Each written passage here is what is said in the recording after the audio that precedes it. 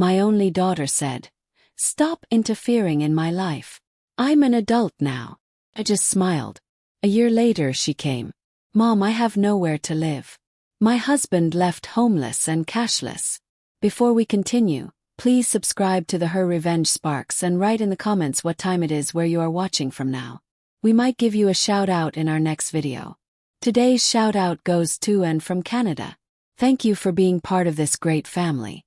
Now let me tell you what happened that day. My name is Iris, and for 63 years I lived a quiet, predictable life in suburban Connecticut. My husband Graham passed away 5 years ago, leaving me our modest 3-bedroom house and enough savings to live comfortably. I had one daughter, Sloane, whom I raised to be independent and strong, or so I thought. Sloane had always been headstrong. Even as a child, she refused help with homework, insisted on choosing her own clothes, made her own mistakes. I admired that spirit. I truly did. But when she turned 28 and brought home Brock, something in my stomach twisted with an instinct I couldn't name. Brock was charming. Too charming. He worked in real estate investment, though the details were always vague. He drove a leased BMW and wore expensive watches. At family dinners, he dominated conversations, always steering them back to his successes, his deals, his vision for the future. Sloane gazed at him like he'd hung the moon. I tried to be supportive. What mother wants to be the cliché who disapproves of her daughter's boyfriend? But small things bothered me. The way Brock corrected Sloane in public. How he'd check her phone, just joking around. The fact that Sloane stopped calling me as often. Stopped visiting on Sundays like she used to. 6 months into their relationship, Sloane announced they were engaged. I swallowed my concerns and threw her a small engagement party in my backyard. That afternoon, I overheard Brock on his phone in my kitchen. "Don't worry, baby," he said quietly. "This is temporary. Once we're married, I'll have access to her trust fund and we can do whatever we want." My blood ran cold.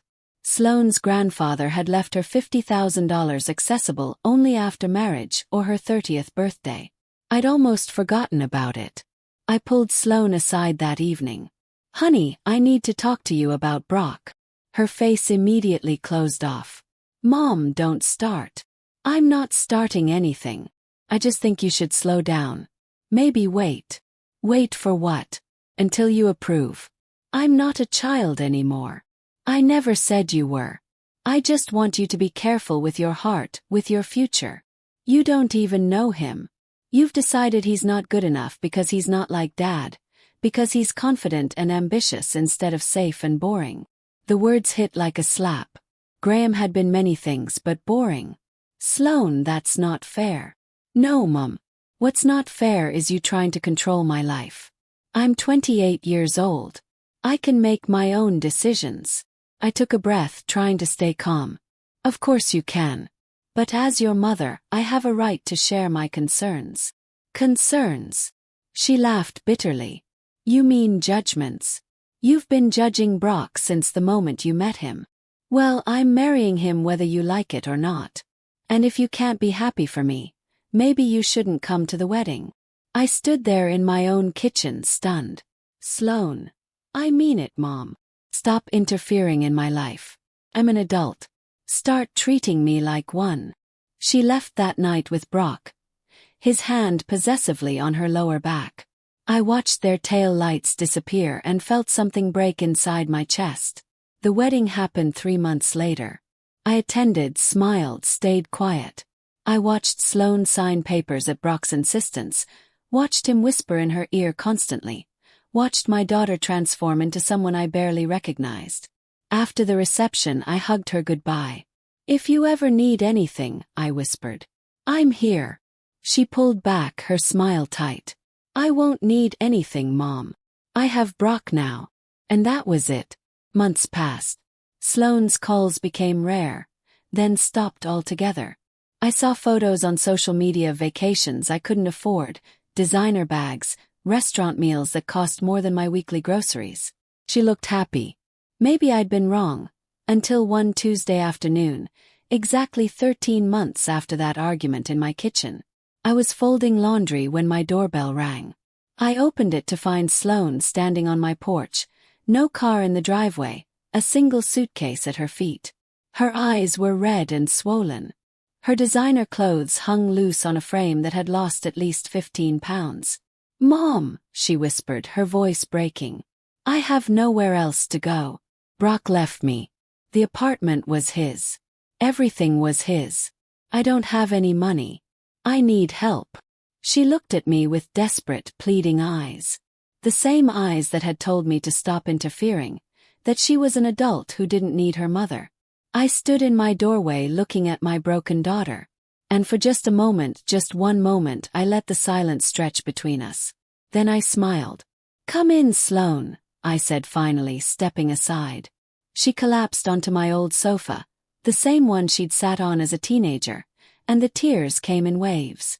I made tea, chamomile, her childhood favorite, and waited. I'd learned over 6 decades that sometimes people need silence before they can speak. When she finally calmed enough to talk, the story spilled out in broken fragments. Brock had been unfaithful from the start. Multiple women.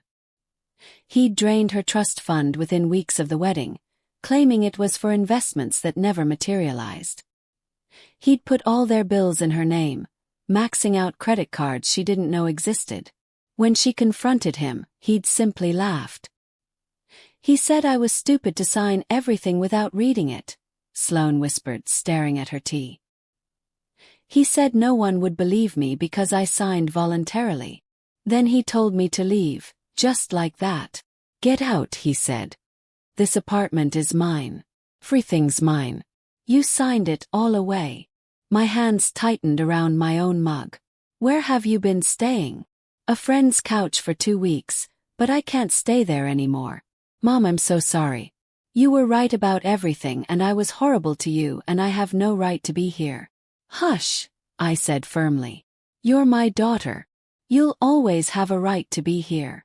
She cried again then, and I held her like I did when she was small. But inside, behind my calm exterior, something cold and calculating was beginning to form. I'd spent a year respecting her choices, staying silent, letting her live her life. And this was the result. That night, after Sloane fell asleep in her old bedroom, I sat at my kitchen table and made a list. The losses were staggering. $50,000 trust fund, gone. Sloane's credit destroyed. She showed me statements totaling $78,000 in debt. Her car repossessed, her job lost. Brock had convinced her to quit and focus on their future. Her savings, $12,000 spent on their lifestyle. Her confidence shattered. 1 year of her life, wasted on a con artist. $140,000 in total damages, plus interest, plus emotional trauma. I'd been a high school English teacher for 37 years. I dealt with bullies, manipulators, and entitled parents who thought rules didn't apply to their children. I'd learned to be patient, strategic, and above all, thorough. Brock thought he'd won. He thought Sloane was alone, broken, defeated. He'd forgotten about me. The next morning, while Sloane slept, I called my lawyer, Felix Nguyen. We'd handled Graham's estate together, and he'd always been straight with me. "Iris, good to hear from you. What can I do? I need to understand something about fraud and coercion in marriage," I said calmly. Felix was quiet for a moment. "Is this about Sloane?" "Yes. Tell me everything." I did. Every detail Sloane had shared, plus my own observations from before the wedding. Felix listened without interrupting. "Here's the reality," he said finally. "Proving financial coercion after the fact is extremely difficult. If she signed documents voluntarily, even under emotional manipulation, we'd have a hard time in court. However, and this is important, if Brock misrepresented what she was signing, if he committed actual fraud, that's different. How do we prove fraud? We need documentation. Bank records, emails, text messages, anything showing he deliberately deceived her about what she was signing or where the money was going. Do you have access to any of that?" "Not yet," I said, "but I will."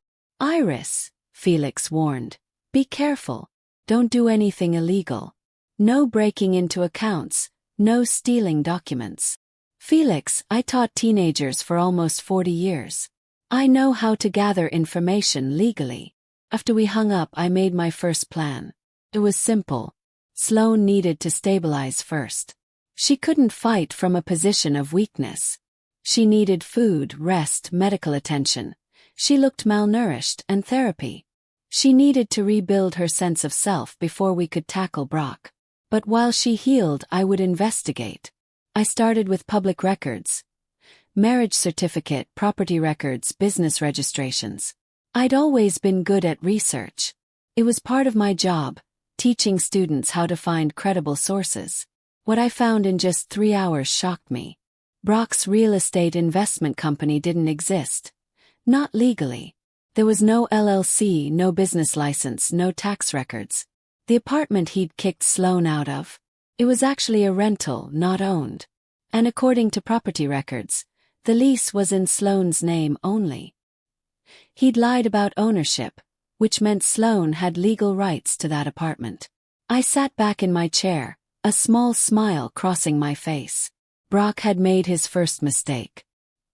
He'd assumed I was just a helpless old woman who'd let him destroy my daughter. How wrong he was. 3 days later, Sloane was strong enough to join me at Felix's office. She'd been eating regularly, sleeping 12 hours a night, and crying less. The color was returning to her face.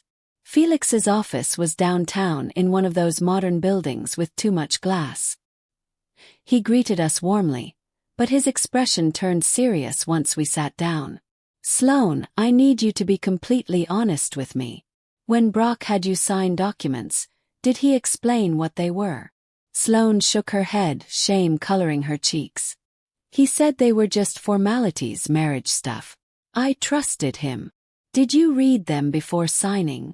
Some of them, but he'd put them in front of me while we were watching TV or right before we went out. He'd say, "Just sign here, babe. We're running late." I thought. She trailed off.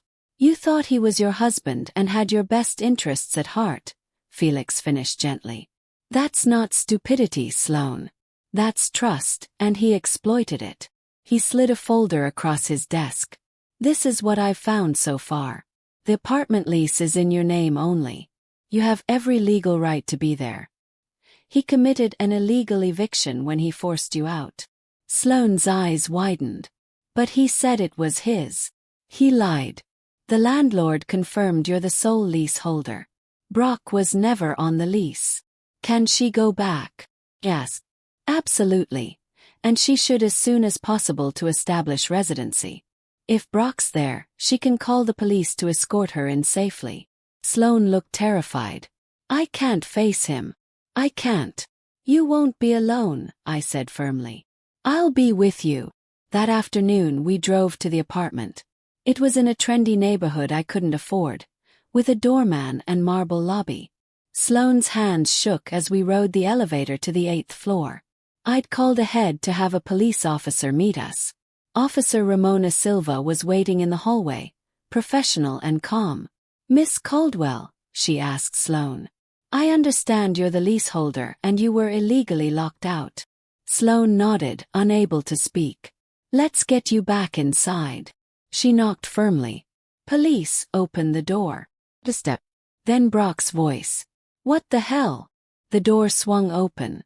Brock stood there in expensive loungewear, his expression morphing from annoyance to shock when he saw Sloane. What is she doing here?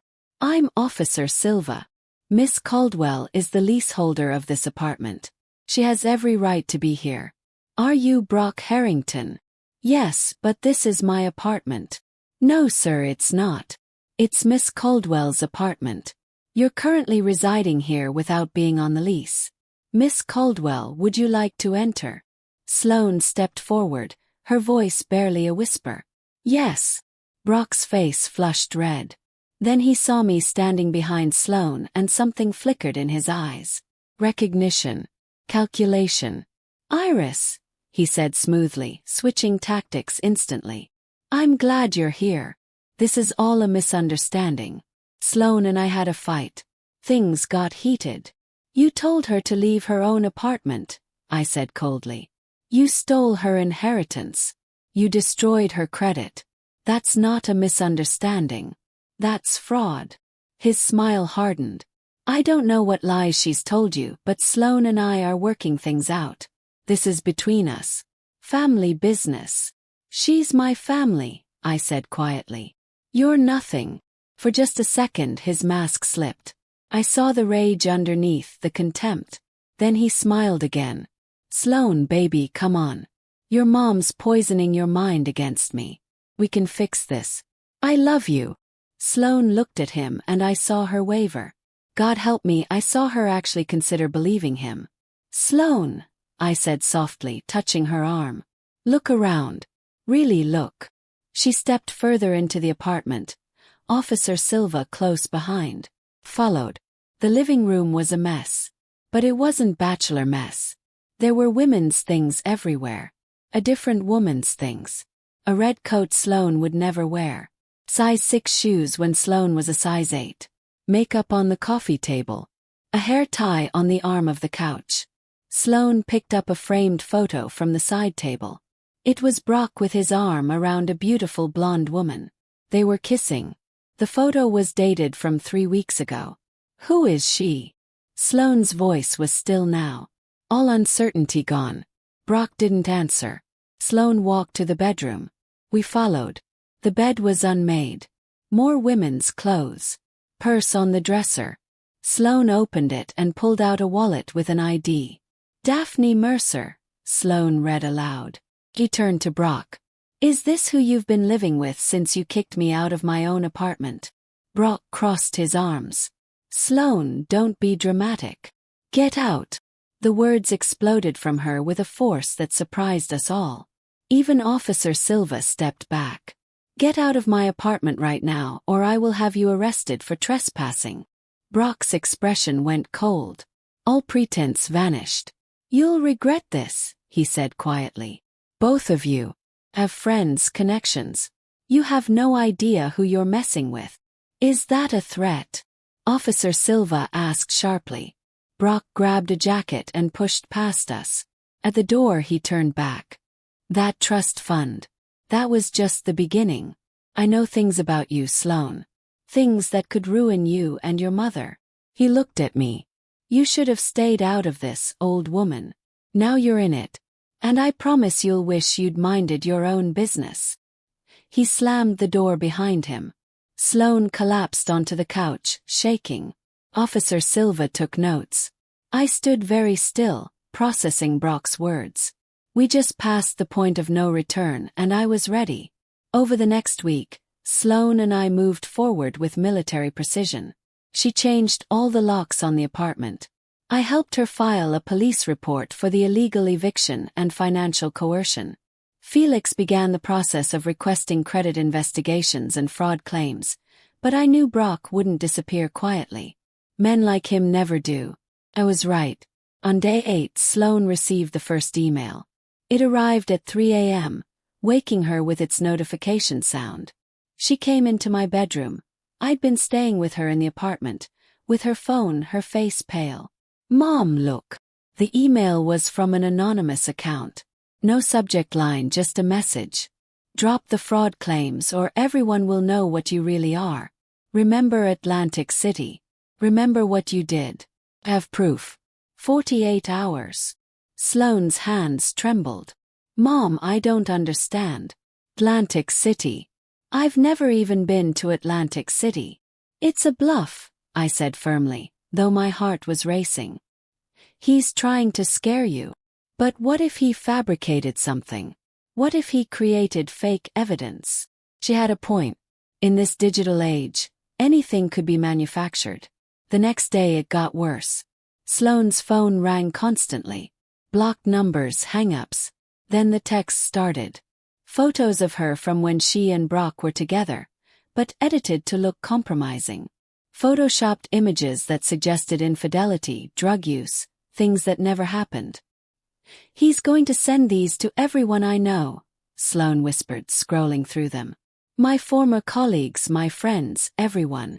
Let him, I said, though anger was burning in my chest. Anyone who knows you will see through it. But that night the attack escalated. I was in Sloane's kitchen making tea when someone knocked on the door. Hard, aggressive. Sloane looked at me with frightened eyes. "Don't answer it," she whispered.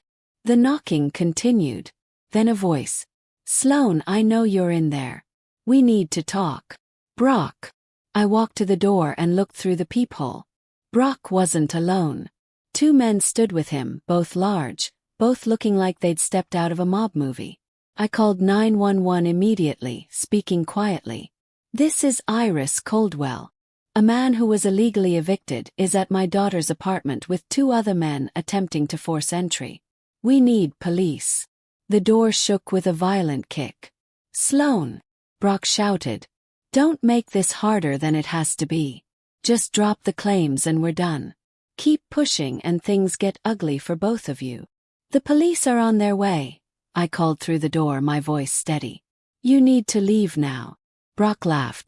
"Your mother's cute, Sloane, thinking the cops care about your little civil dispute. No one's coming to save you.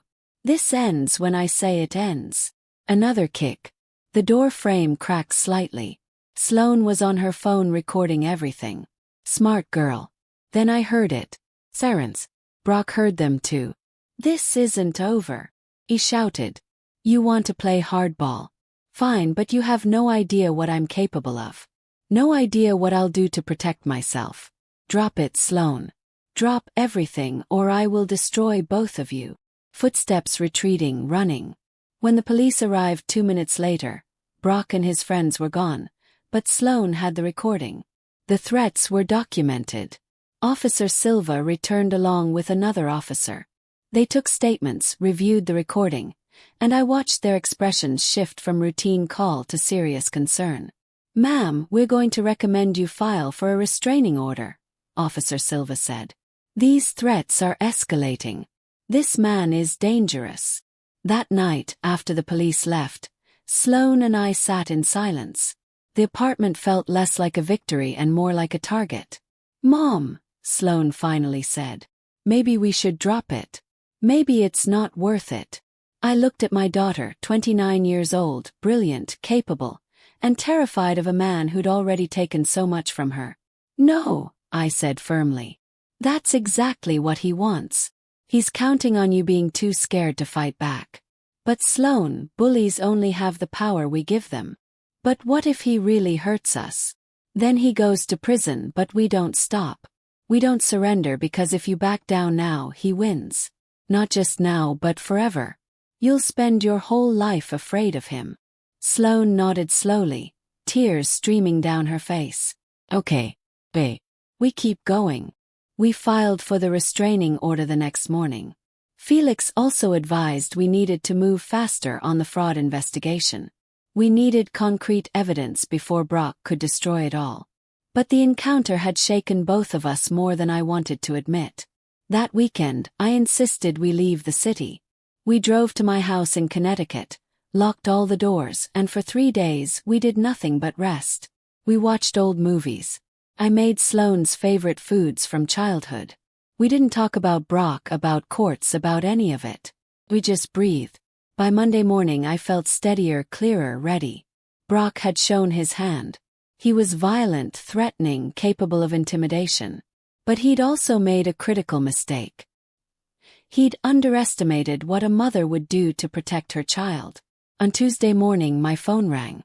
Unknown number. I almost didn't answer, but something told me to pick up. "Hello, Iris." Brock's voice was smooth, calm, completely different from his rage at the apartment. "I think we got off on the wrong foot." I put the phone on speaker so Sloane could hear. She tensed beside me. "I don't think we did," I replied evenly. "I think I saw you exactly as you are." He chuckled. "You're protective of your daughter. I respect that. Really do. That's why I'm calling. I want to make things right. By threatening us, by bringing thugs to intimidate Sloane. I was upset. I handled things poorly. But Iris, think about this rationally. Legal battles are expensive, emotionally draining. And for what? The money's gone, spent. You can't get it back. The credit issues, those take years to resolve anyway. Why put Sloane through more trauma? Because you're a criminal, I said simply. That's harsh. I'm a businessman who made some aggressive financial decisions in a marriage. Happens every day. Most couples work it out quietly. Most husbands don't steal their wife's inheritance and kick them out of their own apartment. Silence. Then, what if I could make this worth your while? My stomach turned. Excuse me. I have resources, Iris. Real resources. What if I paid Sloane, let's say, $20,000 cash right now to drop everything? She gets some money back. I avoid a legal mess. Everyone moves on. Clean break. Sloane's eyes went wide. $20,000 would help her tremendously. I could see the temptation flicker across her face. No, I said. Iris, be reasonable. He stole $50,000, destroyed $78,000 in credit, and you're offering $20,000. That's not compensation. That's an insult. It's more than she'll get from a court case. You know how these things go. Lawyers' fees alone will eat up any judgment. I'm offering cash now. No strings attached. Except the string where Sloane has to let you get away with fraud. Brock's tone hardened slightly. I'm trying to be nice here. No, you're trying to avoid consequences. The answer is no. Put Sloane on the phone. No. Iris, this is her decision, not yours. And she's nodding her head right now, agreeing with me. We're not interested in your bribe, Brock. Goodbye. Hung up. Sloane exhaled shakily. Mom, $20,000 would be wonderful. I finished. But it would also be giving in. And he'd know he could buy his way out of anything. No, sweetheart. We're doing this the right way. 10 minutes later, Brock called again. I didn't answer. He called 5 more times. Then the text started. $30,000 final offer. You're making a mistake. $40,000. That's more than you'll ever get from court. Iris, you're being unreasonable. Fine, have it your way, but don't say I didn't try. I blocked his number, but I knew he wasn't done. Men like Brock don't accept no easily. For the next 3 days, nothing happened. No calls, no visits, no threats. The silence was almost worse than the harassment. I knew he was out there planning something. Sloane and I needed support, and we needed it badly. The isolation was getting to both of us. I called my sister Corinne, who lived in Boston. She was 2 years older than me, sharp as a tack, and had worked as a social worker for 30 years. I trusted her implicitly. Come visit, Corinne said immediately after I explained the situation. Both of you need to be around family. We drove to Boston that Friday. Corinne's house was warm, filled with the smell of her famous pot roast. Her husband Barrett greeted us with tight hugs. You're safe here, he said simply, and I believed him. That weekend, Corinne helped Sloane in ways I couldn't. As a social worker, she'd seen countless abuse cases, countless women who'd been financially exploited by partners. This isn't your fault, Corinne told Sloane as they sat on the back porch drinking coffee. Coercive control is real. It's psychological abuse. You were in a manipulative relationship with someone who systematically isolated you and exploited your trust. I should have seen it, Sloane whispered. He was trained to hide it. That's what con artists do. They find good, trusting people and exploit those exact qualities. Your kindness isn't weakness, Sloane. It's what makes you human. I watched from the kitchen window as my daughter cried in my sister's arms, finally allowing herself to grieve not just the money, but the betrayal, the lost time, the person she'd thought Brock was. That night, Corinne pulled me aside. You're doing the right thing fighting this, she said. But Iris, be careful. Men like this, when cornered, they get desperate. Promise me you'll stay vigilant. I promise. And promise me you won't let him win. Not because of fear, not because it's easier. Sloane's watching you. She's learning that women can fight back. I hugged my sister tightly. Thank you. That's what family does. We returned to Connecticut on Monday morning, refreshed, supported, and ready. Brock had tried to buy us off, tried to make us doubt ourselves, But we were stronger than he knew, and we weren't alone. Wednesday afternoon, I was at my house in Connecticut doing laundry when the doorbell rang. Through the window, I saw a sleek black car in my driveway. My chest tightened. I opened the door to find Brock standing on my porch. But this wasn't the enraged man who'd kicked Sloane's door.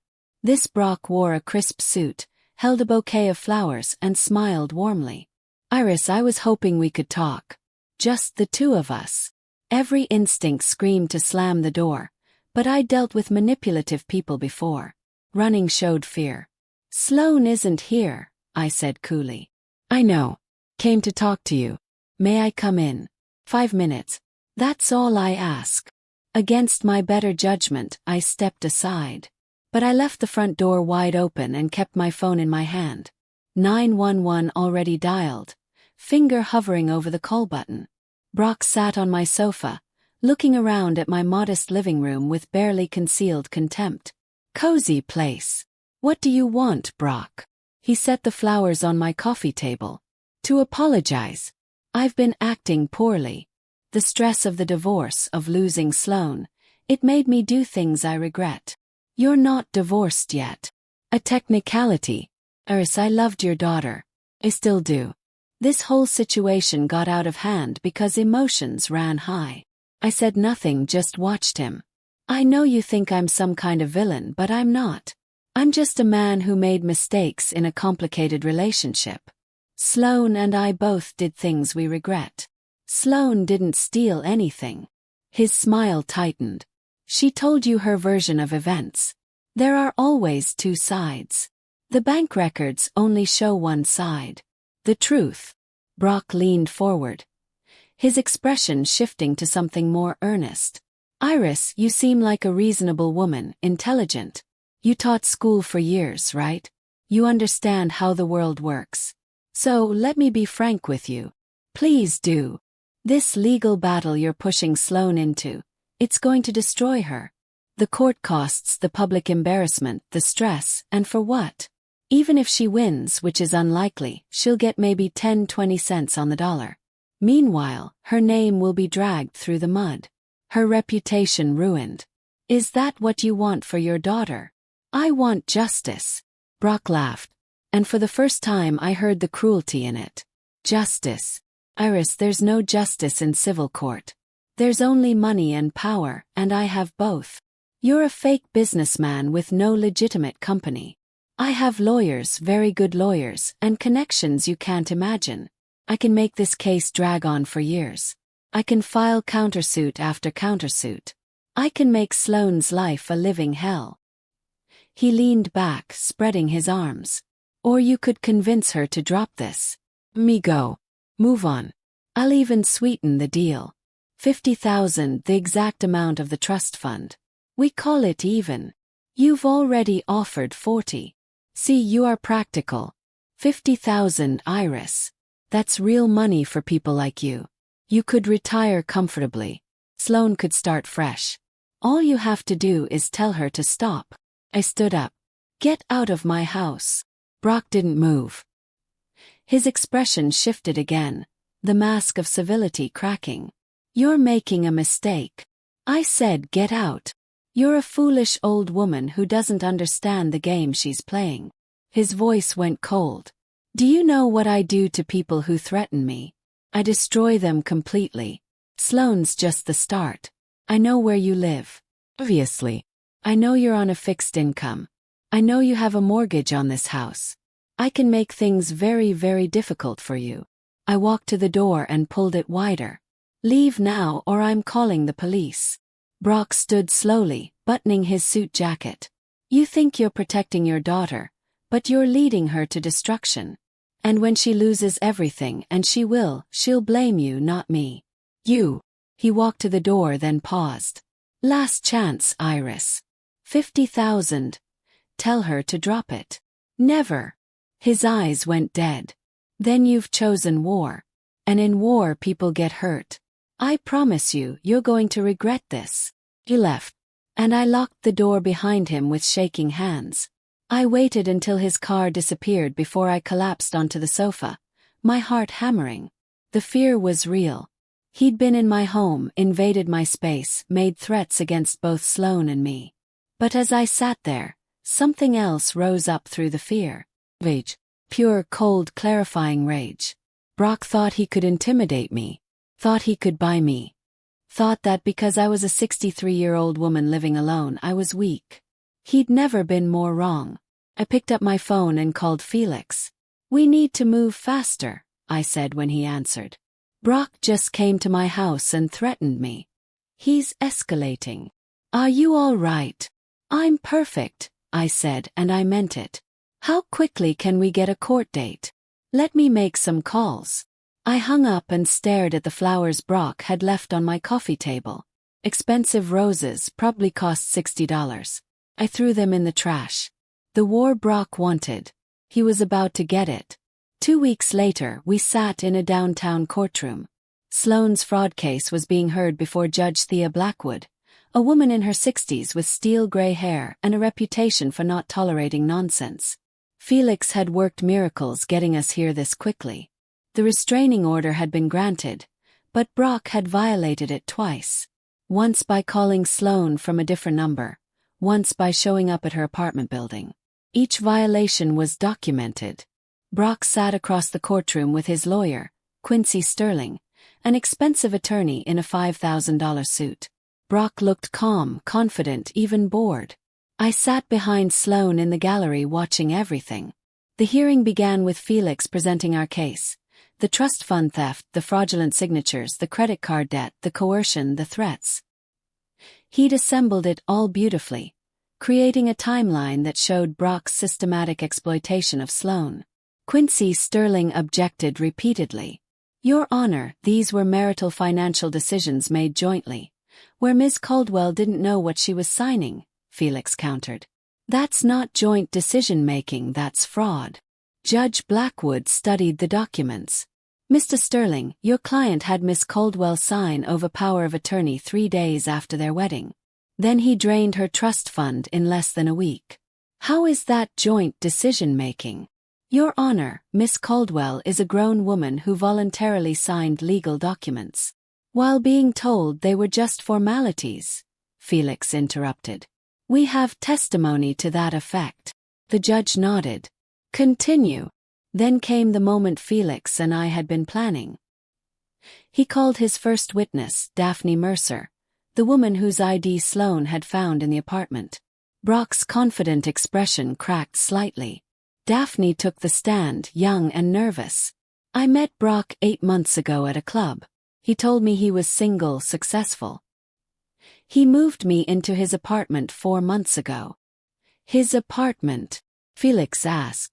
"That's what he said. He told me he owned it." "Were you aware he was married?" "No. Not until recently when his wife, Miss Caldwell, showed up, and I realized he'd been lying to both of us." "What happened to the money Mr. Harrington claimed to have?" Daphne hesitated. "He told me he was investing it, but he bought a boat instead, a 40-foot yacht. It's docked in Marina del Rey under a business name."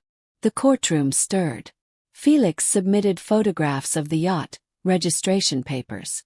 Brock had spent $25,000 of Sloane's money on a boat and hidden it under a shell company. Brock whispered urgently to Quincy Sterling. His calm was evaporating. But Felix wasn't done. His next witness was a forensic accountant named Dr. Margot Flynn, who'd traced Brock's financial activities. "Mr. Harrington has engaged in a pattern of financial fraud," Dr. Flynn testified. "He's targeted 3 other women in the past 5 years with similar schemes. Each time he married quickly, gained access to their assets, then disappeared with their money."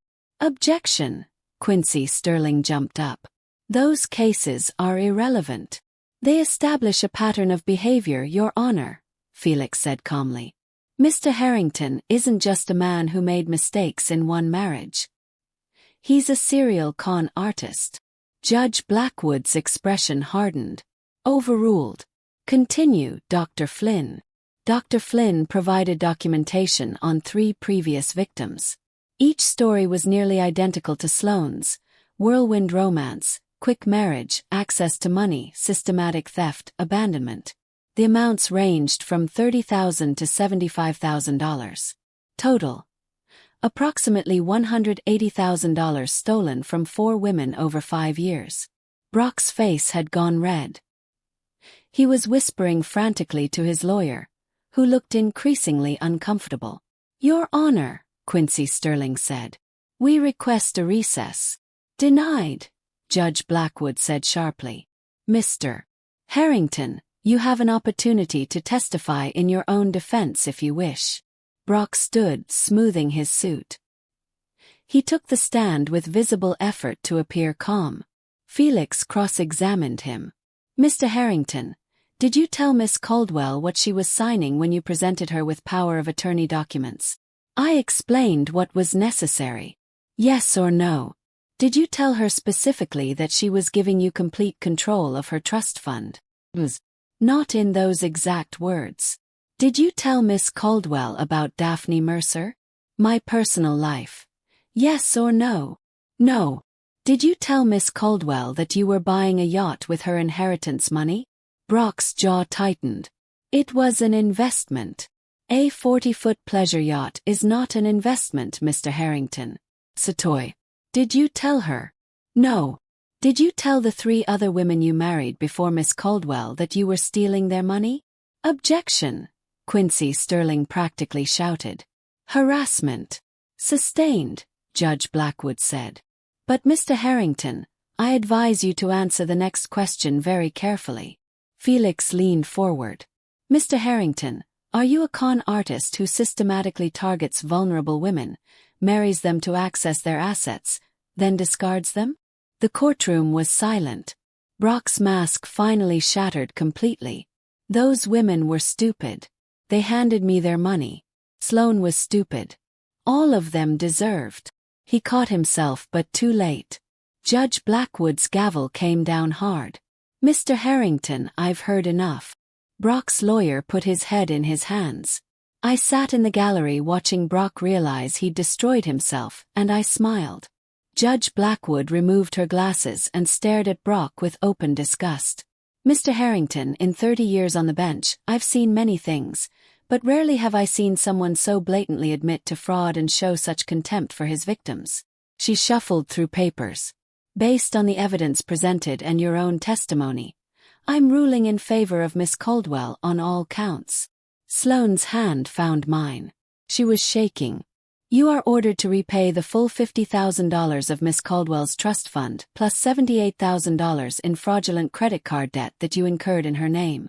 Additionally, you will pay $50,000 in punitive damages for your pattern of predatory behavior. Total: $178,000 payable immediately." Brock's face went white. "Your Honor, I don't have." "Then you'll liquidate assets starting with that yacht Dr. Flynn mentioned. I'm also referring this case to the District Attorney's Office for criminal fraud prosecution." She looked at the bailiff. "Please have Mr. Harrington taken into custody pending criminal investigation." "Your Honor," Quincy Sterling stood. "We request bail." "Denied." "Mr. Harrington has demonstrated he's a flight risk with a pattern of targeting and exploiting women across multiple states." Bailiff. 2 officers approached Brock. For a moment he looked like he might run. Then reality set in. They handcuffed him, and I watched the man who'd terrorized my daughter being led out of the courtroom.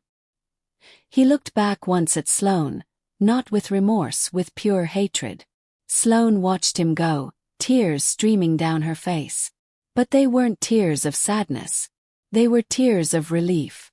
The next 3 months were a whirlwind. The criminal investigation revealed even more victims. 6 in total, spanning 7 years. Brock had stolen over $300,000 from vulnerable women. The media picked up the story. Serial con artist targets women through romance. Brock's assets were seized. The yacht was sold. His bank accounts were frozen. His fake companies were dissolved. When everything was liquidated, there wasn't enough to cover what he owed all 6 women. But Sloan received 80% of her judgment, $142,000. More importantly, Brock was convicted of fraud, identity theft, and financial elder abuse. One victim had been 62. He was sentenced to 8 years in state prison. Years. I attended the sentencing with Sloane. Brock looked smaller somehow, diminished in his orange jumpsuit. When the judge pronounced sentence, he finally broke. "This isn't fair," he shouted. "Those women chose to trust me. I didn't force them." "No," Judge Blackwood said coldly. "You just lied to them, manipulated them, and stole from them. That's worse than force. That's betrayal. 8 years, Mr. Harrington. Maybe you'll learn something about consequences." As they led him away, Brock's eyes found mine one last time. I stared back, unflinching. "You underestimated a mother's love," I thought. "And now you'll pay for it." Outside the courthouse, Sloane and I stood in the sunshine. She'd gained back the weight she'd lost. Her eyes were clear. Her spine was straight. "Mom," she said, "I don't know how to thank you." "You don't need to thank me. You did this. You testified. You stood up to him. You fought back. But I couldn't have done it without you. When I came to your door that day, broken and ashamed, you could have turned me away. You could have said, 'I told you so.' Instead, you fought for me." I hugged her tightly. "That's what mothers do." "No," Sloane said firmly. "That's what you do. Not all mothers would have done this. You're special, Mom. You're a warrior." We drove back to Connecticut that afternoon. Sloane had decided to move back home with me while she rebuilt her life and credit. The apartment held too many bad memories. Over dinner that night, Sloane said, "I start my new job Monday, marketing coordinator at a nonprofit. It's not glamorous, but it's honest work. That's all that matters. And Mom, I've been thinking about everything, about Brock, about the other women he hurt, about how close I came to losing everything." I paused. "I want to help other women, women who are in situations like I was. I'm thinking about volunteering at the Domestic Violence Center, using my experience to help others see the warning signs." Pride swelled in my chest. "Sloane, that's wonderful. I learned from the best," she said, smiling at me. "You taught me that fighting back matters. That standing up to bullies, even when you're scared, is worth it. I want to pass that lesson on." That night after Sloane went to bed, I sat in my kitchen with tea, thinking about the past months, the fear, the fight, the victory. Brock had tried to destroy my daughter. Instead, he'd destroyed himself. And Sloane, she was stronger than ever. Justice wasn't just done. It was complete. 18 months after the trial, I stood in Sloane's new apartment, a bright, sunny 2-bedroom she'd rented herself with her own money from her job, and watched her hang artwork on the walls. "A little to the left," I said. She adjusted the frame and stepped back. "Perfect." Everything about Sloane's life was different now. She'd been promoted twice at the nonprofit, now managing their entire digital marketing department. She'd paid off the fraudulent credit card debt with the settlement money and was rebuilding her credit score systematically. She'd started therapy and worked through the trauma of Brock's manipulation. Most importantly, she'd rediscovered herself. "Coffee," she offered, moving to her kitchen. "Always." As she prepared the pot, I noticed a photo on her refrigerator. Sloane, me, and Corinne taken at Thanksgiving last month. All 3 of us laughing, arms around each other. Family. "I got something yesterday," Sloane said, pulling an envelope from her bag. "I thought you should see it." Inside was a letter from one of Brock's other victims, a woman named Leona, who'd testified at his trial. "Dear Sloane, I wanted to write and tell you how much your courage meant to me. Watching you stand up to Brock gave me strength to testify too. Because of you I finally got closure. I've started over just like you. I'm in school now, studying accounting. I figure if I understand money better, no one can ever take advantage of me again. Thank you for fighting. Thank you for showing us all that we deserved better. With gratitude." Leona Sloane's eyes shimmered. 3 other women have written to me, all of them saying similar things. That watching the trial helped them. "You're making a difference," I said softly. "We're making a difference," she corrected. You started this, Mom. You could have let me stay broken. You chose to fight. The conversation shifted to lighter topics. Her work, my garden, Corinne's upcoming retirement party. Normal everyday things. The kind of conversations we'd lost during her marriage to Brock. This was healing. This was victory. Meanwhile, Brock's life had collapsed entirely.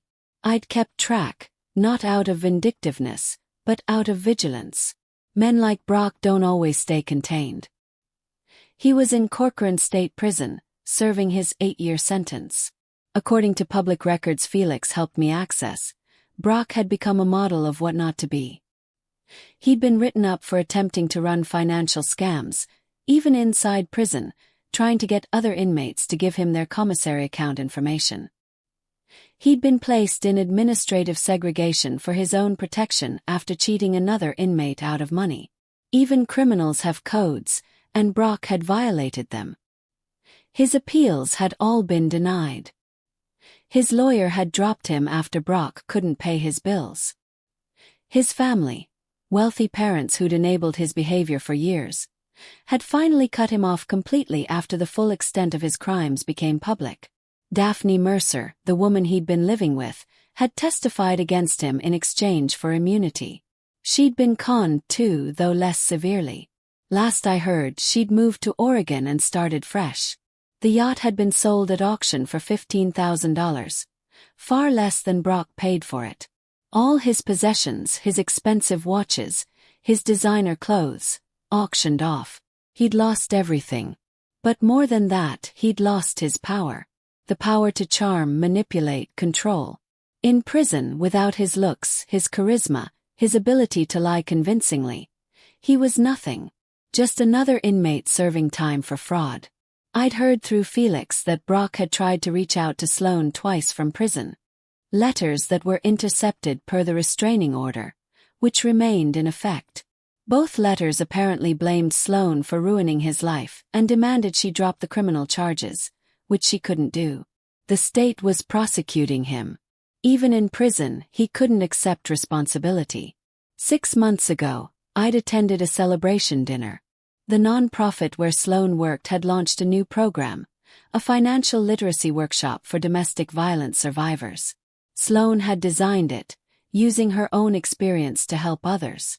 To Sloane, Corinne toasted, raising her glass, for turning pain into purpose.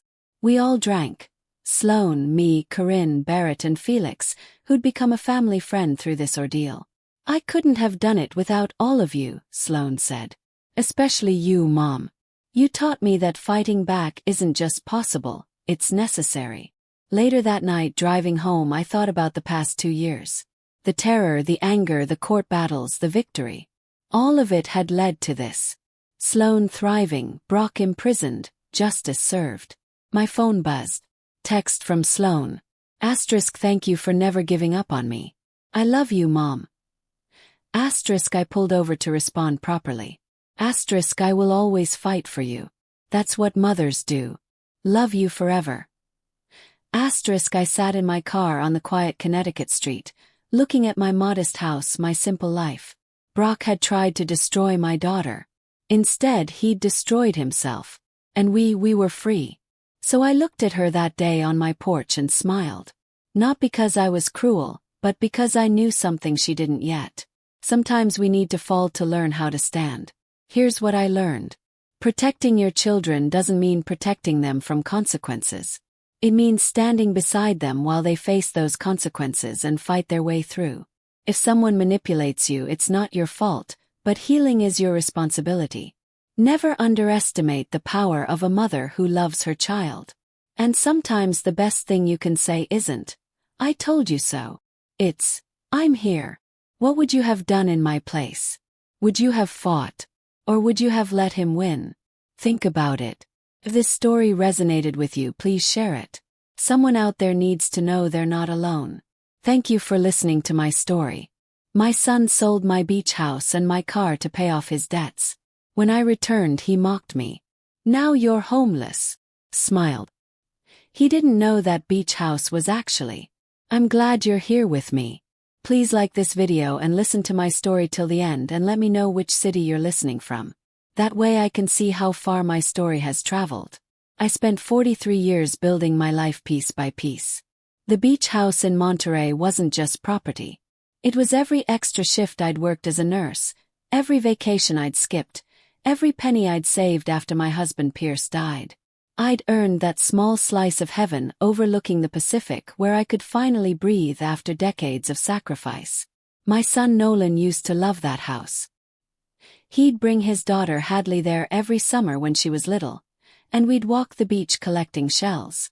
But somewhere along the way my son changed. Maybe it was the fancy job in San Francisco that never quite panned out. Maybe it was his wife, Celeste, always dressed in designer clothes we both knew they couldn't afford. I tried not to judge. After all, he was my only child. The warning signs started small. Phone calls asking for loans that were never repaid, missed birthdays, excuses about being too busy to visit. When Hadley turned 18 last year, Nolan stopped bringing her to the beach house altogether. I should have seen it then. The way he'd started looking at my home with calculating eyes, asking questions about property values and my estate planning. But I trusted him. What mother doesn't want to trust her son? I'd gone to Seattle for 3 months to help my sister Lorna through her cancer treatments.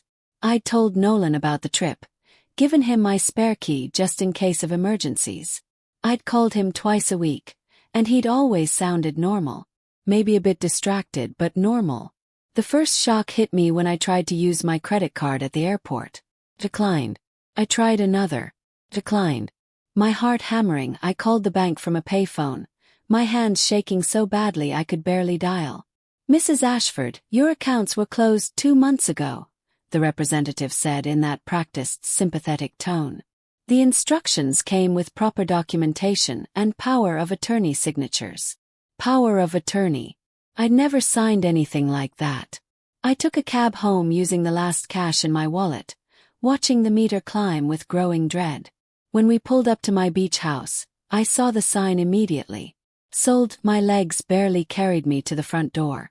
My key didn't work. Someone had changed the locks.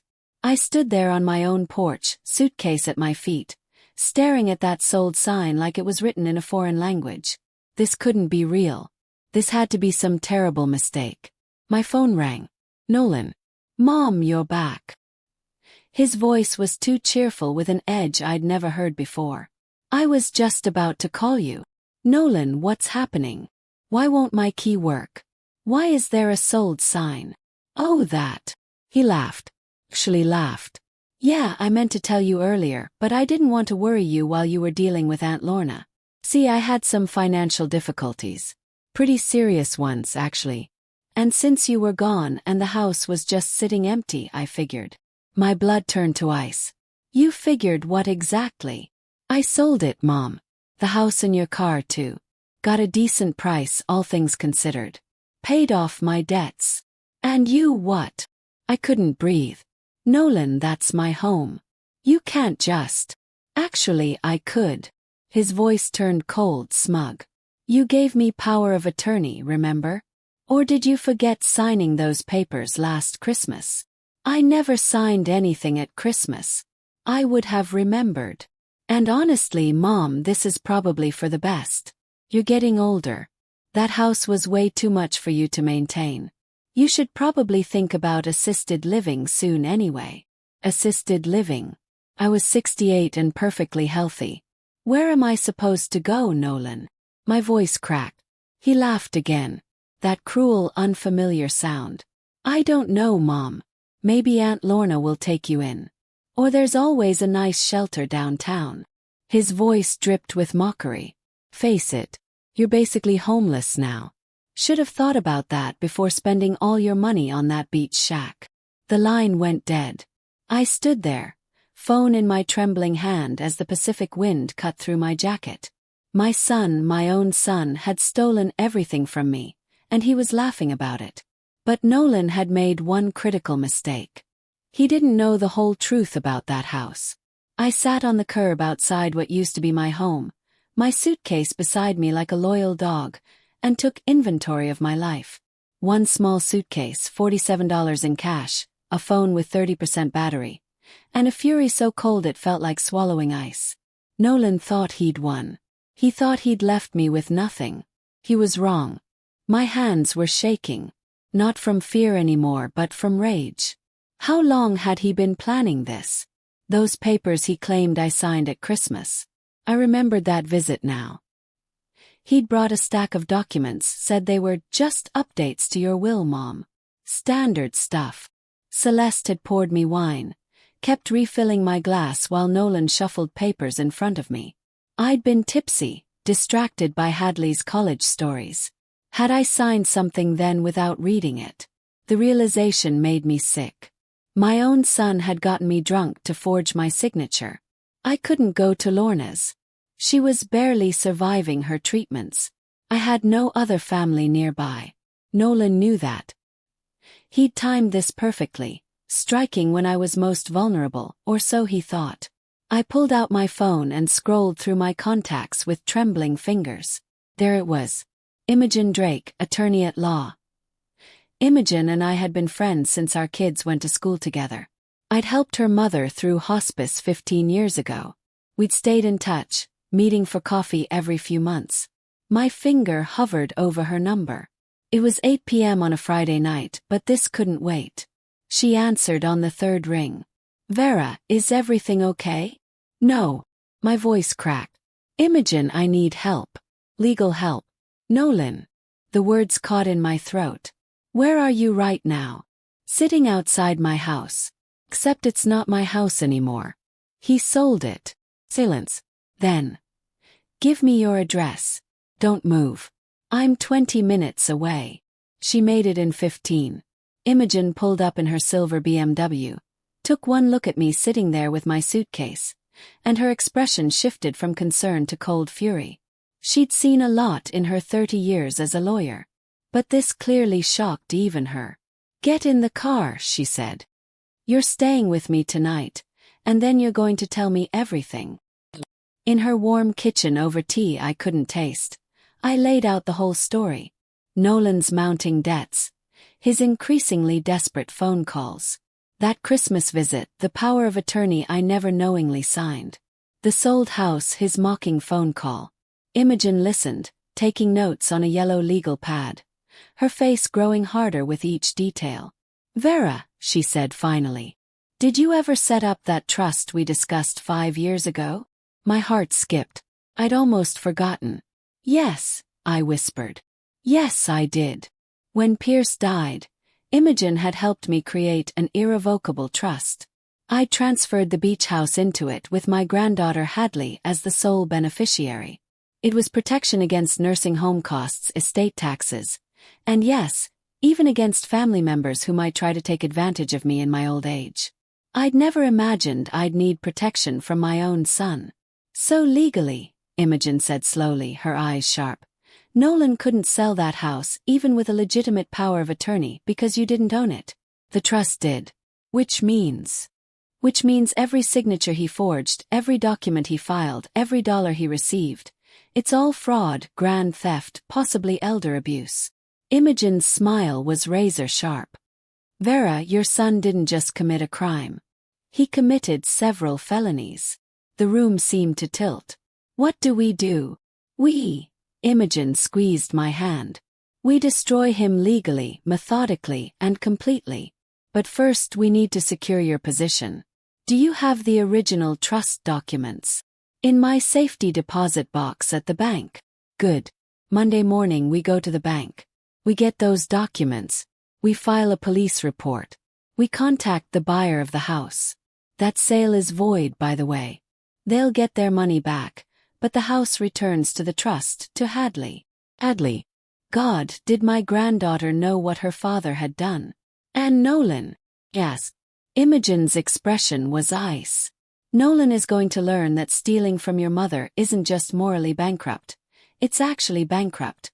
Period. For the first time since seeing that sold sign, I felt something besides despair. Felt hope. And beneath it, something harder. Determination. Nolan thought he'd made me homeless, helpless, a joke. He was about to discover exactly how wrong he was. My son had declared war. He just didn't know that I was the one bringing the army. Monday morning arrived cold and clear. I hadn't slept much. Every time I closed my eyes, I saw Nolan's smug face, heard his mocking laughter, but exhaustion had burned away, leaving something harder in its place. Imogen picked me up at 7 a.m., both of us dressed in business attire. "Ready?" she asked. "More than ready." The bank manager, Mr. Richardson, remembered me. His face went pale when I explained the situation, that someone had closed my accounts using fraudulent documents while I was out of state. "Mrs. Ashford, we verified the power of attorney. It looked legitimate. Did you call me to confirm?" Imogen asked, her voice sharp. He shifted uncomfortably. "The documentation was in order. We had no reason to suspect." "You had every reason to suspect when an elderly woman's entire life savings suddenly disappeared." Imogen placed her briefcase on his desk with a decisive thump. "But that's a conversation for later. Right now, we need access to Mrs. Ashford's safety deposit box." The documents were exactly where I'd left them. The trust agreement, the deed transfer, Hadley's name in black and white as the beneficiary. The beach house had belonged to the trust for 5 years, well before Nolan's sale. Imogen photographed every page with her phone, then turned to Mr. Richardson. "We'll need copies of every document Nolan Ashford submitted to close these accounts and access this box. Every signature, every form." I'll need to consult with our legal department." "Consult quickly," Imogen said. "Because the police will be requesting the same documents. We're filing a report this afternoon." His face went from pale to gray. The police station was our next stop. Detective Zara Baptiste listened to my story, her expression growing increasingly grim. When Imogen laid out the trust documents, the timeline, the forged power of attorney, Baptiste's jaw tightened. "This is textbook elder financial abuse," she said, "combined with fraud, forgery, and grand theft. Mrs. Ashford, I'm sorry this happened to you." "Don't be sorry," I said, surprised by the steadiness in my voice. "Just help me make it right. We'll need to contact the buyer of the property, verify the sale details, interview your son." "He'll deny everything," I said. "They always do." Baptiste's smile was cold. "But numbers don't lie. Neither do bank records. We'll get them." By 3 p.m., the first dominoes had fallen. The buyer of my house, a young couple named the Cortez family, were horrified when Detective Baptiste contacted them. They'd bought the house in good faith, had no idea it was fraudulent. Their lawyer was already filing to void the sale. But the truly satisfying moment came at 4:15. My phone rang. "Nolan." Imogen, who was sitting across from me in her office, nodded. "Answer it.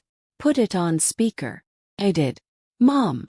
Nolan's voice was high, panicked, completely different from his mocking tone 3 days ago. "Mom, what the hell did you do?" "The police just called me. They're asking about the house, about your accounts." "Hello, Nolan." My voice was calmer than I felt. "You called the cops on me. Your own son. Are you insane?" "No, I'm finally thinking clearly. This is ridiculous. I had power of attorney. Everything I did was legal." "Really?" I let the word hang. "Nolan, do you remember the trust?" Silence. Complete, utter silence. "What trust?" His voice was smaller now. "The irrevocable trust one set up 5 years ago. The one that transferred ownership of the beach house to Hadley. Ring any bells?" More silence. I could practically hear him trying to process this, trying to find a way out.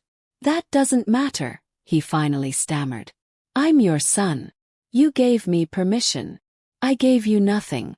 You forged documents. You stole from me. And you didn't just steal from me, Nolan. You stole from your own daughter. That house was Hadley's inheritance. You can't prove." "Actually, she can." Imogen leaned toward the phone. "This is Imogen Drake, Mrs. Ashford's attorney. We have the original trust documents. We have bank records showing fraudulent account closures. We have the forged power of attorney. And we have your phone call from Friday night, which Mrs. Ashford recorded, where you admitted to selling the house. I hadn't recorded it, but Nolan didn't need to know that. His breathing was rapid now, almost hyperventilating. This is a misunderstanding. We can work this out. Mom, please. The only thing we're working out, I said, is how many years you'll spend in prison for elder abuse. You're bluffing. You wouldn't do that to me. I'm your son. You're right, I said softly. You are my son. And 3 days ago you laughed at me. You told me I was homeless. You mocked me. I was joking. I was going to help you. I just needed time. Goodbye, Nolan. Hung up. My hands were trembling, but not from fear. From power, from the sweet, cold satisfaction of watching him panic. Imogen smiled. That was the point of no return. He knows now. He knows you're not backing down. Good, I said. Let him know. Outside Imogen's office window, the sun was setting over the city. Somewhere out there, Nolan was panicking, calling Celeste, calling lawyers, trying to figure out how to escape the trap he'd built for himself. But there was no escape. Not this time. The next morning, Imogen and I met with the prosecutor's office. Assistant District Attorney Declan Roth listened to our case with the focused intensity of a man who'd seen too many families destroy each other over money. This is solid, he said finally, tapping the stack of documents. Multiple felonies. The forged power of attorney alone is enough. Add the bank fraud, the illegal sale of trust property. Mrs. Ashford, your son is looking at 5 to 10 years. 5 to 10 years. My son in prison. The thought should have broken me. Instead, I felt nothing but cold resolve. How long until charges are filed? Imogen asked. A week, maybe 2. We need to interview the buyers, the real estate agent, the bank officials. Build an airtight case. We were walking to Imogen's car when my phone buzzed. A text from Hadley. Grandma, can we talk, please? My heart clenched. Hadley, my sweet granddaughter who'd done nothing wrong, who was caught in the middle of this nightmare. I called her immediately. Grandma. Her voice was thick with tears. Dad told me what's happening. He said you're trying to send him to prison. That can't be true. Please tell me that's not true. Oh, Nolan. Of course, he'd gotten to her first, spun his version of events. Hadley, sweetheart, let me explain. He said you're angry about a misunderstanding with the house, that he was trying to help you, and you turned on him. Grandma, he's my dad. How could you do this to him? The pain in her voice cut deeper than Nolan's mockery had. Hadley, your father stole from me. He forged documents, emptied my bank accounts, and sold my house. The house that was in your trust, meant for your inheritance. Then he called me and laughed. He told me I was homeless. He wouldn't do that. You're lying. The word hit like a slap. Lying. My own granddaughter believing her father over me. Hadley, Mom says you're just bitter and jealous that Dad is successful. That you've always tried to control him with money. I can't believe I didn't see it before. Celeste, of course. She was involved, poisoning Hadley against me. Hadley, please, just look at the documents. Imogen can show you. I don't want to see anything. Just leave us alone. She hung up. I stood there, phone in hand, feeling like someone had carved out my chest. They're weaponizing her, Imogen said softly. Classic manipulation. Turn the family against you, make you look like the villain.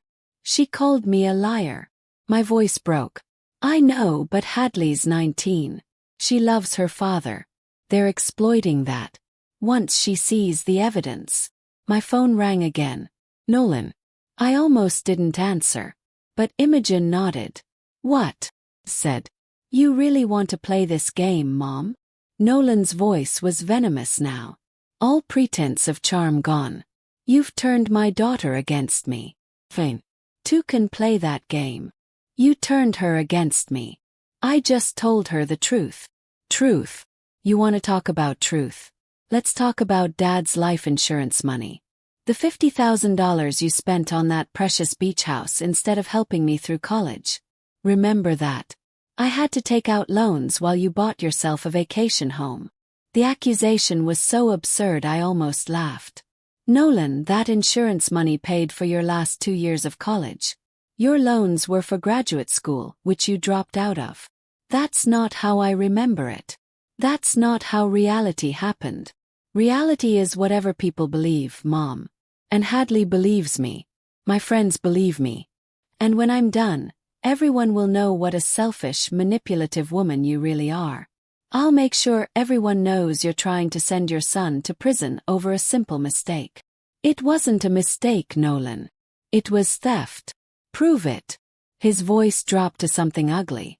Go ahead. Take me to court. Watch what happens. I'll drag you through the mud. I'll tell everyone about your drinking, about how confused you've been getting, about how you've been showing signs of dementia. I don't have dementia. Who's going to believe that? A 68-year-old woman against her devoted son who was just trying to help her manage her finances. Think about it, Mom. Drop this, or I'll destroy what's left of your reputation. The line went dead. I was shaking. Imogen gripped my arm. He's desperate, she said. Desperate people make threats. It doesn't mean. He's going to lie about me, tell people I'm senile, turn everyone against me. Let him try. We have medical records, bank statements, witnesses. The truth is on our side. But as we drove back to her house, Nolan's words echoed in my mind. What if people believed him? What if Hadley never forgave me? For the first time since this started, doubt crept in. Maybe I should have just let it go. Found a way to rebuild quietly. Was vengeance worth losing my family? Imogen seemed to read my thoughts. Take a few days, she said. Rest. Think. But Vera, don't let him bully you into backing down. That's what he wants. I spent the next 3 days in Imogen's guest room, barely eating, barely sleeping. Every time I closed my eyes I saw Hadley's face, heard her calling me a liar, but I also remembered Nolan's mocking laughter, his cruelty, his absolute certainty that he'd gotten away with it. And slowly the doubt burned away. On the 4th day, Celeste called. Not Nolan this time, Celeste. Which meant they were escalating their strategy. Vera. I was curled up on her couch staring at my phone. It's Celeste. Don't answer if you're not ready. But I was ready. Something had crystallized during those 3 days of silence. Nolan and Celeste wanted me to break, to crumble, to give up.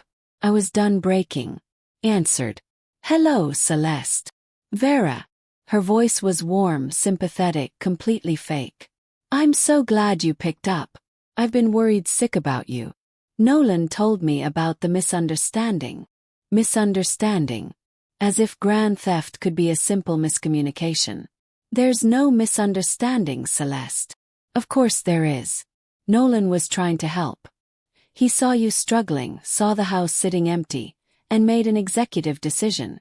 Maybe he should have called you first, but he was under so much pressure. The debts were crushing him, Vera. He was trying to keep our family afloat. By stealing my home. A pause, then her voice shifted, harder. You have Imogen Drake's money. You're staying in her nice house. Clearly you're fine. Meanwhile, Nolan is facing prison because you can't forgive a mistake. It wasn't a mistake. He forged documents. He was trying to help. Celeste's mask was slipping. And now you're destroying him, destroying our family. Hadley is devastated. She can barely sleep. Do you even care what you're doing to your granddaughter? The guilt hit like a punch. Hadley. Always. Hadley, the weapon they knew would hurt most. Hadley is upset because you and Nolan are lying to her. We're not lying. We're protecting her from the truth. That her grandmother is vindictive and cruel. I closed my eyes, breathed, found that cold, hard place inside me. Celeste, I know what you're doing, and it won't work. You think you're so smart, don't you? So high and mighty. But here's what you don't understand, Vera. Family forgives. Family doesn't send each other to prison. If you go through with this, you'll lose Hadley forever. Is that what you want? I want justice. Justice. She laughed, bitter and sharp. You want revenge. You're a sad, bitter old woman who can't accept that her son has his own life. Well, congratulations. You're about to be alone for the rest of yours. She hung up. I sat there, phone in my lap, feeling the weight of her words. Alone for the rest of my life. Was she right? Was I sacrificing my family for pride? No. I said it out loud to the empty room. No, I'm not. Because this wasn't about revenge. It was about teaching Nolan that actions have consequences, that you can't steal from people, even your own mother, and laugh about it. Imogen found me an hour later, still sitting there. You okay? She asked. Celeste called, tried to make me feel guilty. Classic manipulation. Did it work? Almost. I looked up at her. Imogen, am I doing the right thing? She sat beside me, took my hand. Vera, I've been a lawyer for 30 years. I've seen hundreds of families torn apart by money. And I've learned something. When someone steals from you and feels no remorse, showing mercy doesn't heal the relationship. It just teaches them they can do it again. But Hadley is 19 right now. She believes her father because she loves him. But she's smart. Eventually she'll see the truth. And when she does, she'll understand why you did this. The doorbell rang. Imogen frowned. I'm not expecting anyone. Through the window I saw a familiar car. My heart lurched. Lorna, my sister. Lorna, who should have been in Seattle recovering, was standing on Imogen's porch. Open the door. Lorna, what are you doing here? She looked thinner, tired, but her eyes were fierce. I heard what Nolan did. Imogen called me. She pulled me into a tight hug. I came to tell you something, Vera. You're not alone. You hear me? You are not alone. I started crying then, unable to hold it back any longer. I'm supposed to be taking care of you, I sobbed. You're sick. I'm in remission. And you've been taking care of everyone your whole damn life. Now it's our turn. She pulled back, gripped my shoulders. Nolan stole from you. He mocked you, and now he's trying to make you feel like you're the villain. But you're not. You're the bravest woman I know. Over the next week, more support arrived. Imogen's investigator, Jude, who'd been quietly gathering evidence, brought me coffee and assured me the case was solid. Detective Baptiste called to update me. Nolan's story was falling apart under scrutiny, and the bank was cooperating fully. Even the Cortez family, the couple who'd bought my house, reached out to express their support. We're not angry at you, Mrs. Cortez said. We're angry at the man who defrauded both of us. Slowly, the loneliness lifted. I wasn't alone. I had people who believed me, who saw the truth. And that truth was simple. I deserved justice. Nolan and Celeste had tried to break me with threats and guilt. But I was stronger than they'd ever imagined. They came on a Sunday morning. I was at Imogen's house reviewing documents with her for the 10th time when the doorbell rang. Imogen checked the security camera and her face hardened. It's Nolan and Celeste. Both of them. My stomach dropped. I don't want to see them. You don't have to. I'll send them away. But something in me stirred. Curiosity maybe. Or the desire to face them head-on, to show them I wasn't afraid anymore. No, I said. Let them in. Imogen frowned. Vera. Let them in. But you stay with me. She studied my face, then nodded. Every word gets recorded legally. When Imogen opened the door, Nolan and Celeste stood there looking repentant. Nolan's eyes were red as if he'd been crying. Celeste clutched his arm, her expression sorrowful. Mom, Nolan said, his voice breaking. Please, can we talk? It was such a perfect performance. If I hadn't known better, I might have believed it. You can come in, Imogen said coldly. Mrs. Ashford has agreed to hear you out, but I'm present for the entire conversation, and everything you say is being recorded. Celeste's smile flickered for just a moment. Of course we understand. We sat in Imogen's living room, me on the couch with Imogen beside me. Nolan and Celeste across from us in matching armchairs. Nolan leaned forward, hands clasped. The picture of remorse. Mom, I don't know where to start. I'm so sorry. I was desperate, drowning in debt, and I made terrible decisions, but I never meant to hurt you. You have to believe that. Nolan, I said quietly. You told me I was homeless. You laughed at me. I know. He covered his face with his hands. I know. And I hate myself for it. I was trying to convince myself that what I did was okay, that you'd be fine. But I was wrong. So wrong. Celeste reached over, rubbed his back. He's been tormented by guilt, she said softly. He can't sleep, can't eat. Vera, he knows he made a terrible mistake. A mistake would be forgetting to call me, I said. This was systematic theft.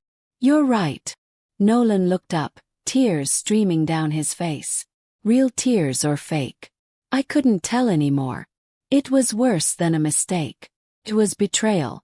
And I'm asking, begging, for a chance to make it right. Make it right.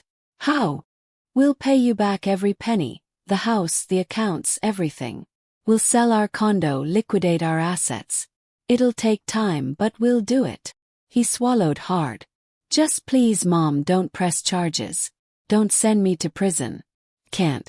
Hadley needs her father. Please. There it was. Hadley, the trump card they always played. Mom, Nolan continued, his voice desperate now. If I go to prison, it destroys everything. My career, our family, Hadley's future. She'll never forgive you. Is that what you want? To lose your granddaughter forever? Celeste leaned forward. Vera. Family forgives. Family finds a way. We can get through this together, but only if you drop the charges. The prosecutor will listen to you. If you tell them you don't want to pursue it, they'll drop it. Imogen's hand tightened on my arm. A warning. I looked at Nolan. Really looked at him. Searched his face for the little boy I'd raised. The teenager who'd brought me flowers on Mother's Day. The young man who'd called me after his father's funeral and sobbed in my arms. Was any of that person still in there? Nolan, I said slowly. Do you even understand what you did to me? Yes. God, yes, Mom. I destroyed your trust. I stole from you. No. Cut him off. You didn't just steal my house. You stole my safety, my peace. You made me feel worthless and discarded. You called me homeless as a joke. And now you're here crying because you're facing consequences. His tears stopped just like that. The shift was so abrupt it was almost comical. I'm trying to apologize, he said, voice cooling. You're trying to manipulate me again.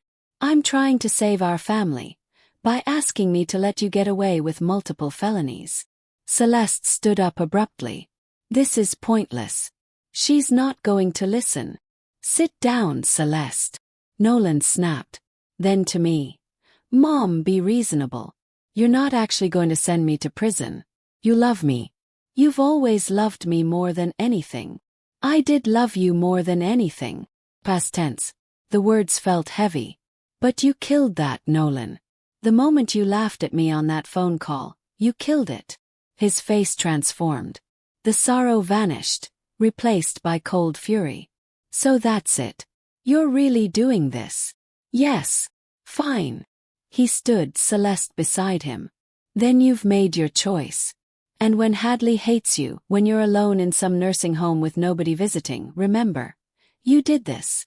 You chose revenge over family. I chose justice over enabling a thief. We're done here. Celeste grabbed Nolan's arm. Come on. Let her rot in her self-righteousness. They headed for the door, but Nolan turned back one last time. You know what, Mom? I'm glad I sold that house. I'm glad I took everything because you deserved it. You've always been controlling, always held money over my head. Well, now you have nothing to control me with, and I hope it was worth it. The door slammed behind them. I sat there shaking, not from fear, from fury, from the sheer audacity of his words. They showed their true faces, Imogen said quietly. You see that, right? The apology was fake. They were trying one last manipulation. I know. My voice was steady. I knew the moment they walked in. But knowing didn't make it hurt less. The hearing was set for 3 weeks later. Nolan's attorney, a slick corporate lawyer named Wesley Vaughn, had filed motions to dismiss, claiming the power of attorney was legitimate and that this was a family dispute blown out of proportion. But piece by piece our case solidified. The bank record showed Nolan had accessed my accounts using forged signatures. The handwriting expert Imogen hired confirmed the signatures on the power of attorney didn't match mine. The real estate agent admitted Nolan had pressured him to rush the sale, claiming I was in a nursing home with dementia, a complete lie that the agent hadn't bothered to verify. And then Imogen's investigator found something beautiful. "Vera," Jude said, spreading papers across Imogen's dining table. "I pulled Nolan and Celeste's financial records. Want to guess where some of that money went? Paying off debts. Some, but a lot went to a ski condo in Tahoe, and luxury cars, and a Mediterranean cruise they took 2 months ago." He slid over photos. Nolan and Celeste on a yacht, champagne glasses raised, enormous smiles. "This was posted to Celeste's private Instagram while you were in Seattle helping your sister. While I was taking care of Lorna, scraping together money for her medications, my son was living it up on my stolen savings." The betrayal hit fresh, sharp, clean. "Can we use this?" "Yes." "Absolutely," Imogen said. "It proves this wasn't about desperate debt. It was about lifestyle, about greed." The preliminary hearing arrived. I walked into that courtroom with Imogen on one side and Lorna on the other, feeling like I was marching into battle. Nolan and Celeste sat at the defendant's table with Wesley Vaughn, both dressed conservatively, playing the role of respectable wronged family members. Nolan wouldn't meet my eyes. Judge Sybil Crane presided, a woman in her 60s with sharp eyes and a non-nonsense reputation. She'd seen it all, Imogen assured me. Nothing shocked her. The prosecutor, Declan Roth, laid out the case methodically. The forged power of attorney, the fraudulent sale of trust property, the bank fraud, each charge backed by documents, statements, evidence. Wesley Vaughn tried to spin it.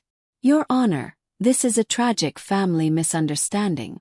Mr. Ashford genuinely believed he had authority to act on his mother's behalf. He was trying to help her by selling her house without her knowledge."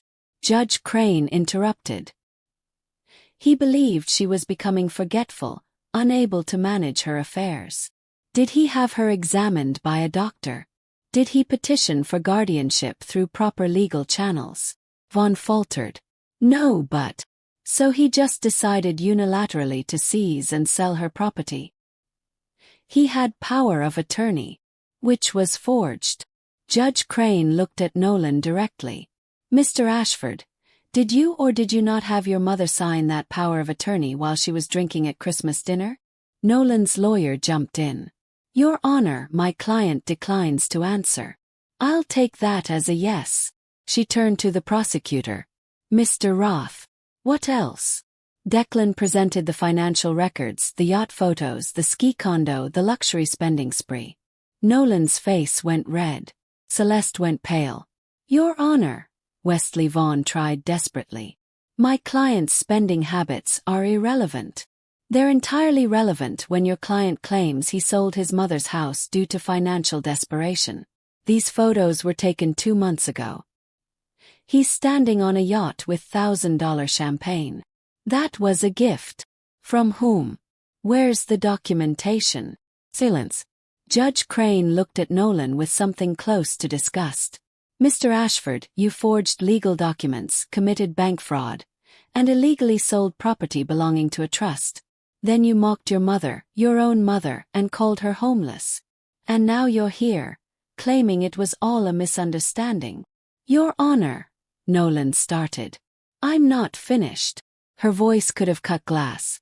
"I've presided over many cases of elder abuse, but I've rarely seen such calculated cruelty combined with such breathtaking arrogance. You didn't just steal from your mother. You humiliated her. She's making it sound worse than it is." Nolan burst out. "She's always controlled me with money. Always held it over my head. I was just taking what should have been mine anyway." Wesley Vaughn grabbed his arm. Nolan, stop talking. But Nolan was unraveling, his composure shattering. That house should have been mine. I'm her son. Everything she has should be mine. She's just a bitter old woman who... Mr. Ashford. Judge Crane's voice cracked like a whip. You are making this remarkably easy for me. The courtroom was dead silent. Based on the evidence presented, I'm binding you over for trial on all charges. Forgery, fraud, grand theft, and elder abuse. Bail is set at $200,000. She looked at him coldly. And Mr. Ashford, if I were you, I'd spend the time before trial learning some humility. Because when you're convicted, not if, when you're going to need it in prison. Nolan's face went white. Celeste started crying. Judge Crane turned to me. Mrs. Ashford, I'm sorry for what you've endured. The court will ensure the property is returned to the trust and you'll be made whole. Thank you, Your Honor. As we left the courtroom, Nolan tried to approach me. Mom, please. Two bailiffs stepped between us.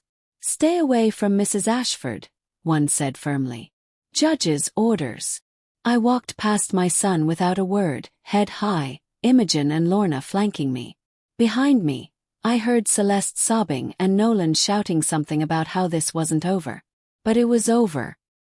He'd lost control completely, and everyone had seen it. The trial lasted 3 days. 3 days of watching Nolan try and fail to explain away the evidence. 3 days of his lawyer spinning desperate narratives that fell apart under cross-examination. 3 days of truth, undeniable and brutal. The jury deliberated for 2 hours. Guilty on all counts. I sat in that courtroom, Lorna's hand in mine, and watched my son's face crumble as the verdict was read. Guilty of forgery, guilty of fraud, guilty of grand theft, guilty of elder abuse. Celeste sobbed in the gallery. Nolan stood frozen, eyes wide with disbelief, as if he genuinely couldn't comprehend that he was being held accountable. 2 weeks later came the sentencing hearing. Judge Crane had clearly prepared for this moment.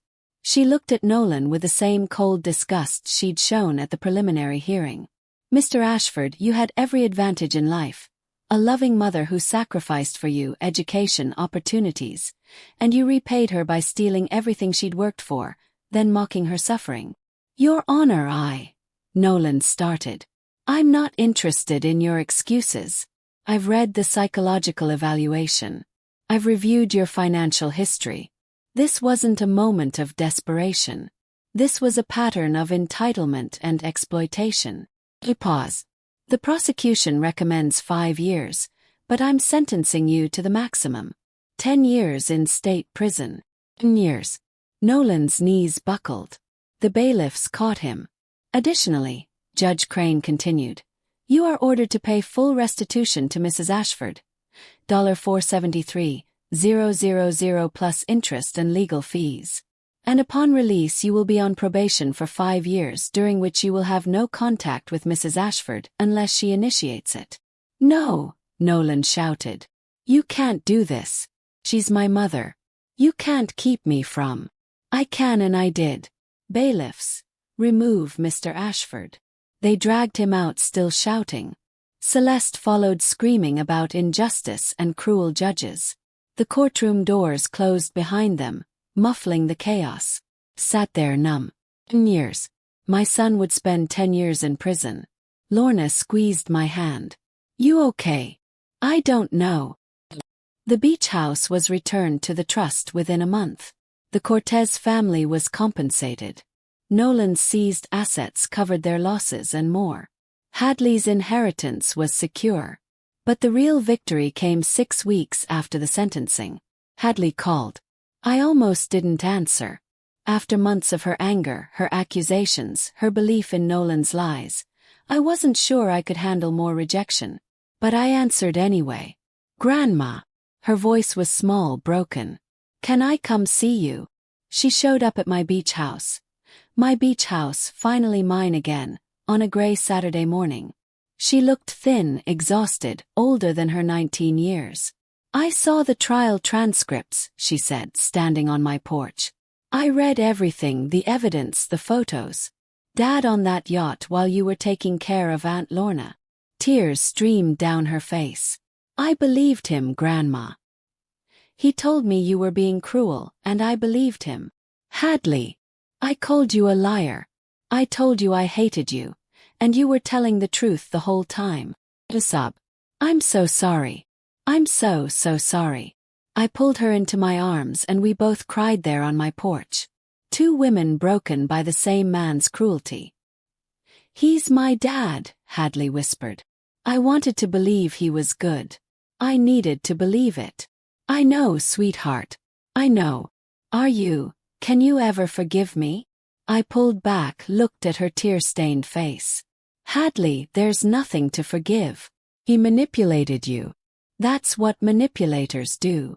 I should have listened to you. You're listening now. That's what matters. We went inside, made tea, and talked for hours. She told me about the lies Nolan had spun, how he'd portrayed me as controlling and bitter, how Celeste had reinforced every false narrative, how they'd isolated her from anyone who might tell her the truth. I'm not going to visit him, Hadley said finally. In prison I can't. Not after what he did to you. That's your choice to make. He'll be furious. Let him be furious. I took her hand. Hadley, you are free now. Free from his manipulation. Free from the lies. Don't let guilt trap you. She nodded, eyes red but clear. The final piece of justice came 3 months later. Celeste filed for divorce. With Nolan in prison and their assets seized to pay restitution, she saw no reason to stick around. The ski condo, the luxury cars, all sold off. She moved back to her parents' house in Arizona, broke and bitter. Nolan wrote me letters from prison, dozens of them. At first, they were angry, blaming me for destroying his life, calling me vindictive and cruel. Then they became pleading, begging for forgiveness, promising he'd changed. I didn't respond to any of them. Imogen suggested I consider filing for a restraining order if the letters continued, but eventually they stopped. My son was gone. Not dead, but gone from my life just as surely. And I found I could live with that because the alternative, letting him get away with it, teaching him that cruelty had no consequences, would have destroyed me far more completely. 1 year after the trial, I stood on my beach watching the sunrise paint the Pacific in shades of gold and pink. The same view I'd worked 43 years to earn. The same view Nolan had tried to steal. But I'd won it back, and it had never looked more beautiful. Hadley came down from the house, 2 mugs of coffee in her hands. She'd moved in with me 6 months ago, taking online classes from UCLA while working part-time at a local bookstore. We'd fallen into an easy rhythm. Morning walks on the beach, evening dinners on the deck, quiet conversations about everything and nothing. Aunt Lorna called, Hadley said, handing me a mug. She's coming to visit next month. Says her doctors cleared her for travel. Lorna was thriving. 2 years cancer-free, stronger than ever. She'd moved to a condo 20 minutes away after declaring she was done with Seattle's rain. We had dinner together every Sunday. Perfect, I said. We'll make her that lemon cake she loves. Hadley smiled. A real smile, free of the shadows that had haunted her after the trial. She's going to eat the whole thing by herself. Probably. Life had become simple, sweet, full of small joys I'd taken for granted before. Coffee on the beach, Hadley's laughter, Lorna's visits, Imogen's weekly dinners, where we drink wine and talk about everything except Nolan. I'd started volunteering at a senior center teaching financial literacy classes. How to protect yourself from family fraud was my most popular session. Apparently, I wasn't the only mother who'd been betrayed by a child. The other seniors treated me like a hero. You fought back, one woman told me, eyes fierce. My son stole from me and I just let it happen. I was too ashamed to fight. But you showed us it's possible. I'd made more friends in this past year than in the previous decade. Real friends. People who valued me for who I was, not what I could give them. Hadley's phone buzzed. She glanced at it, and her expression darkened slightly. Dad? Asked gently. She nodded. He keeps trying to call from prison. I haven't answered. You don't have to. I know. She sighed. Sometimes I wonder if I should. Just wants to hear what he has to say. That's your decision, sweetheart. But remember, he had a whole year to realize what he did wrong. If he's only apologizing now because he's in prison, is it real remorse or is it just another manipulation? Hadley thought about that. You're right. He's had a year, and from what Celeste's lawyer told me, he's still blaming everyone but himself. Celeste, the last I'd heard, she was working retail in Phoenix, living in her parents' spare bedroom. Her Instagram, once full of yacht photos and designer bags, had gone silent.